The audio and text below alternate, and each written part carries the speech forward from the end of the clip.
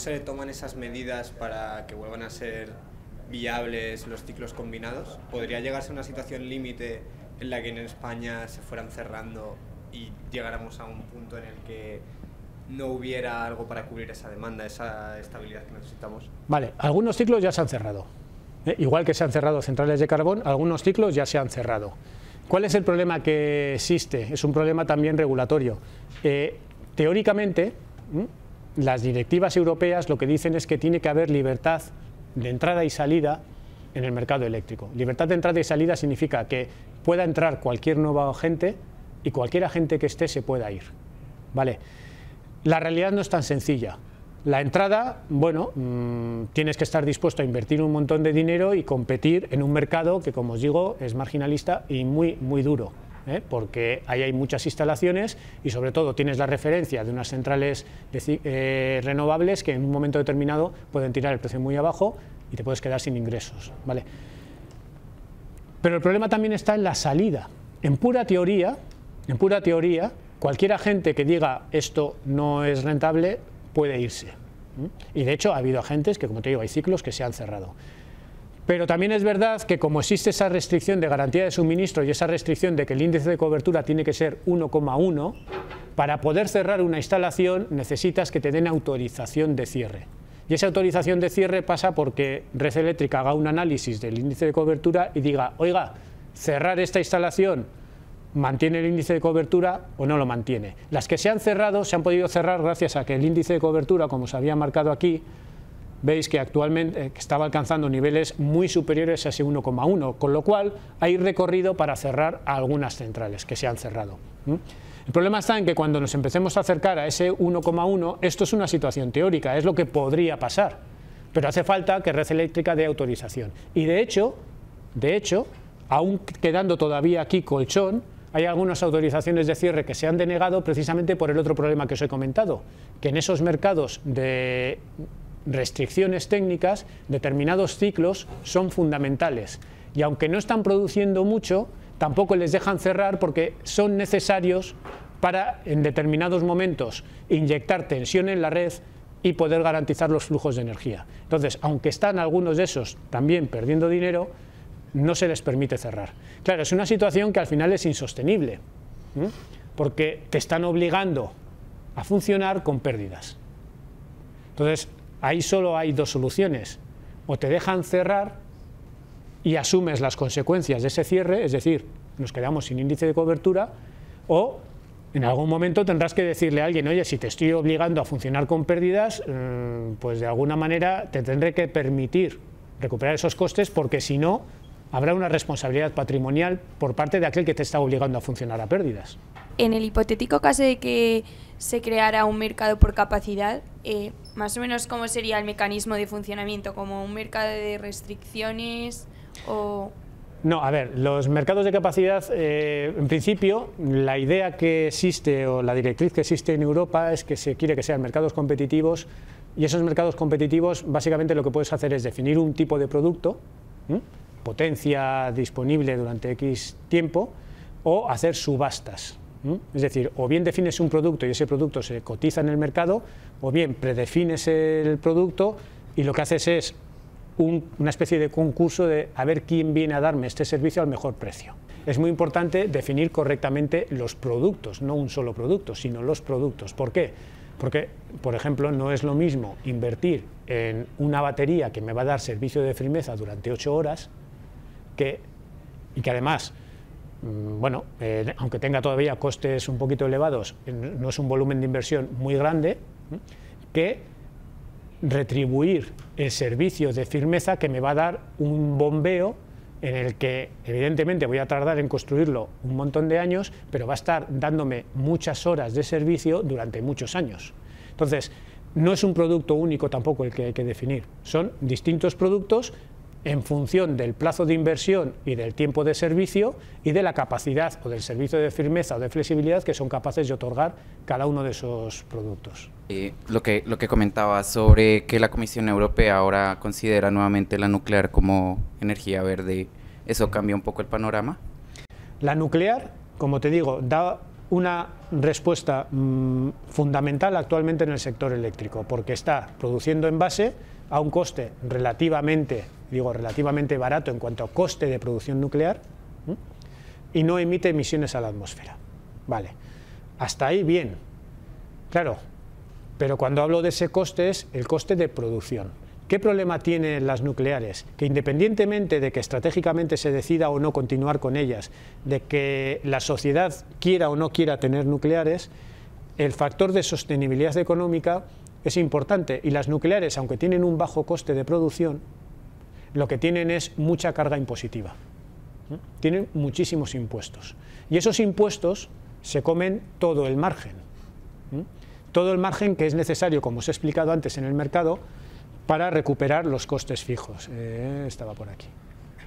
Como os decía, aquí en el mercado tú ingresas un precio que respecto a tu coste de oferta te da un margen, pero que ese coste de oferta que estás ofertando tú, como os digo, es básicamente el coste variable, no todos los costes, sino el variable, y con este margen de mercado tú tienes que recuperar todos los costes fijos que no has podido meter en la oferta.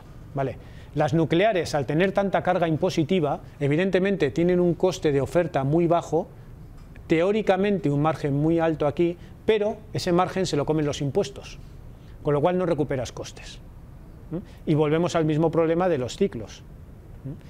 ¿Por qué están todavía operando? Bueno, están operando porque, aunque no recuperes todos los costes fijos, recuperas una parte de ellos. Es mejor recuperar un poco que no recuperar nada. Pero no están recuperando porque tienen esa alta carga impositiva. Dentro de todos los problemas que hay para garantizar el suministro, ¿se han tenido en cuenta, por ejemplo, desarrollo de otras tecnologías como la undimotriz, de las olas o la de gradiente salino? ¿Han entrado o no se contemplan? A ver, no es que no se contemplen. El PNIEC está hecho en un momento determinado, está analizado entre los años 2017 y 2018, publicado 19, ahora mismo está en revisión, pero tú lo que haces es planificar el futuro en función del estado que conoces de la tecnología. Entonces, a medida que se vaya revisando el PNIEC, que te digo ahora mismo está en revisión, evidentemente con el estado de la tecnología y el avance de esos proyectos de investigación y desarrollo, puede que vayan entrando o no, pero es que a la vez que esas tecnologías avanzan, también estas otras que existen están avanzando. El coste que tiene actualmente una fotovoltaica no tiene nada que ver con el coste que tenía hace 10 años. Entonces, sí, ¿avanza la investigación en la mareomotriz? Por supuesto que avanza la investigación en la mareomotriz, pero no basta con que avance.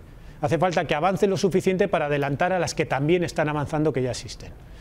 Sí, se revisa, pero actualmente no son tecnologías que puedan competir con el avance que están teniendo otras tecnologías ya existentes. Solamente saber tu opinión del servicio de interrumpibilidad. ¿Qué crees? ¿Que tiene que seguir jugando un papel? ¿Tiene que desaparecer? Ahora mismo no ha habido subastas el último año, pero ¿estaría también dentro de esos productos subastables o qué piensas? Vale. A ver, la interrumpibilidad no es más que una forma más de adaptar producción y demanda, ¿vale? Es un servicio de ajuste, un servicio de... Lo que pasa que en vez de darlo a la generación, lo da a la demanda, pero para el sistema es lo mismo, no es más que ajustar o dar garantía de suministro y de firmeza en el medio y largo plazo, o de flexibilidad.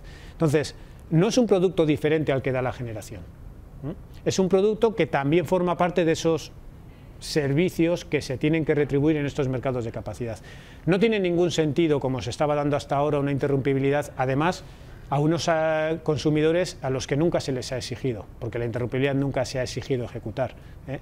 Desgraciadamente, la interrumpibilidad que se ha estado siempre gestionando o vendiendo en este país no era más que una subvención a la gran industria. Por el hecho de que te pueda cortar en un momento determinado, que yo ya sabía que no era necesario cortar, te doy un pago por estar disponible para cortar, que al final es rebajar la factura. ¿Qué piensas del actual precio de los derechos de emisión y cómo está influyendo en la viabilidad de los ciclos combinados, o a lo mejor no, porque simplemente lo repercuten en sus costes variables y ya está? Pero ¿es sostenible? ¿Van a ser normales estos precios tan altos ya para siempre? Bueno, a ver, el mercado de derechos de emisión lo que pretendía, o la razón por la que se puso el coste del derecho de emisión, era precisamente meter dentro de los costes de generación el impacto ambiental. ¿Por qué? Porque ese impacto ambiental que tienen las emisiones en ningún sitio está reflejando, o no estaba reflejando en ningún momento, un coste para la sociedad. Tú sabes que contaminar genera un coste a la sociedad, es perjudicial para la sociedad, pero aquellos que contaminaban no percibían esa señal de coste. Entonces, el mercado de derechos de emisión lo que pretende es incluir ese coste dentro del producto, de manera que si encareces lo suficiente ese producto, bueno, pues el CO2 va a tener que ir reflejando valores altos, porque si no, no va a ser posible. El precio que se ha establecido para el gas no se deja de estar interviniendo en el mercado. ¿Qué tipo de consecuencia va a tener a un corto o largo plazo? Rompo el equilibrio de mercado, genero una expectativa de una parte de la demanda que no se va a cubrir, y toda esa nueva demanda que sí se cubra, la parte que sí se cubra, va a ser con una tecnología emisora a base de darle una subvención. Ese es el efecto de intervenir el precio en el mercado y rebajarlo artificialmente. Que no voy a invertir en tecnologías renovables, que no voy a meter esos 60.000 gigavatios que estaban diciendo que había que invertir, o si los voy a invertir mucho más adelante, cuando alguien me garantice que no va a haber intervenciones en el mercado. Es decir, que no se va a conseguir el objetivo de descarbonizar la producción, porque estoy incentivando el gas, al gas le estoy diciendo no te preocupes por tu coste, aunque seas muy caro te lo voy a pagar, y al que no contamina le estoy diciendo y tú ya veremos si recuperas el coste porque te voy a intervenir los ingresos. Entonces, la señal es precisamente la contraria de lo que se quiere alcanzar. Ahora mismo estás dando una señal de invierte en combustibles fósiles y no inviertas en tecnologías renovables. Con lo cual, la descarbonización o no lo vas a conseguir o la vas a retrasar mucho. Has hablado del índice de cobertura, del cómo va a ir bajando a medida que se van cerrando los ciclos renovables. ¿Se ha pensado trasladar, por ejemplo, los picos de consumo o forzar que se mueva ese pico de consumo a horas donde sí se pueda cubrir con las renovables para que el índice de cobertura se mantenga igual? O sea, como atacar un poco a los consumidores. Ese es el papel de la gestión de la demanda. La Directiva Europea también dice, y lo dice claramente, que hay que dar señales adecuadas de precio a la demanda para que pueda gestionar su consumo. En momentos de precios bajos, nadie cuestiona el funcionamiento del mercado y si esos precios reflejan costes o no. Lo que está pasando ahora es que tenemos precios altos y todo el mundo cuestiona esos precios. ¿Y qué se está haciendo? Intervenir para quitar la señal de precio. Esa señal de precio que Europa está diciendo, dásela al cliente para que pueda hacer esa gestión de la demanda, se la estás quitando. Pero estás quitando la señal de precio del coste de la energía. La otra parte que hemos hablado, que es la del uso de la red, que son los peajes, es otra señal de precio distinta, porque también esa está basada en función de la capacidad que tiene la red de mover flujos, y no tiene que ver exactamente con la demanda, sino con los flujos de red, y esa señal también se ha cuestionado. ¿Por qué? Porque todo aquello que produzca volatilidad o picos de precios que no somos capaces de entender, la reacción de los consumidores, ¿cuál es? En vez de decir, voy a adaptar mi consumo, es, no, a mí que no me cobren tanto por este consumo, ¿vale? Y se actúa interviniendo precios. ¿Es fundamental la gestión de la demanda? Sí. ¿Es necesaria? Sí. Tan importante, como comentábamos antes, como la gestión de la producción. Pero si elimino las señales de precio, ¿quién va a hacer ese esfuerzo? ¿Qué consumidor va a hacer ese esfuerzo de gestionar su demanda? Bueno, es evidente que tenemos un problema con el precio de corte en el pool, porque el gas es el que está fijando el precio y al final se llevan todos ese precio, ese coste. Entonces, quería preguntarte a ti, sobre tu opinión, ¿cuál crees que es la mejor solución para esto? Para que el gas deje de cortar en esos precios y que, por ejemplo, tecnologías como la fotovoltaica pues tengan tanto margen de beneficio. Todos esos experimentos ya se han hecho. Los ha hecho Nueva York, lo planteó, lo ha hecho California, lo planteó, se ha analizado en algunos estados de Australia. Todos esos sitios donde se ha intentado, la conclusión es la misma. El resultado final es el mismo en cuanto a precios, pero la asignación de recursos es más ineficiente. ¿Por qué? Porque si tú cambias las condiciones del mercado y dejas de ser un mercado marginalista en el que tienes que ofertar en función de tu coste de oportunidad o tu coste variable, Si a ti te dicen, oye, cuando vengas a este mercado no vas a cobrar el coste de la última unidad, sino tu coste ofertado, ¿tú qué coste vas a ofertar? ¿Tu coste variable o tu coste total? Es decir, si yo cambio las condiciones del mercado, los agentes también cambian su comportamiento.